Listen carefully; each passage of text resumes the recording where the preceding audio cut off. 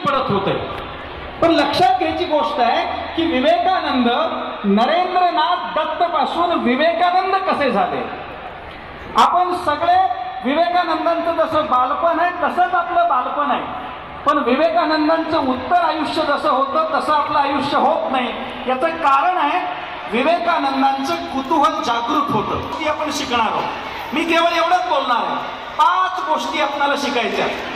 विवेकानंदांपासून पहिली गोष्ट आपल्याला काय शिकायची आहे, मी त्याला नाव दिलेलं आहे द पॉवर ऑफ इमोशन, म्हणजे आपल्या भावनेची ताकद आपल्याला ओळखायची। तुम्ही ज्या वयात आहात ना त्या वयासाठी मी एक विशेषण वापरतो, तुम्ही डेंजरसली मॅच्युअर्ड वयात आहात। म्हणजे तुम्हाला मोबाईल उत्तम वापरता येतो, पण स्वतः उठल्याबरोबर मोबाईल वापरतोस ना। कल्पना करून बघा, विवेकानंद उठल्याबरोबर काय करत असतील।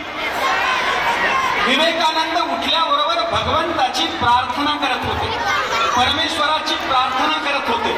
तुम्ही उठल्याबरोबर मोबाईल बघत असाल तर तुम्ही माणूस नाही, तुम्ही माकड होणार एवढं पक्क।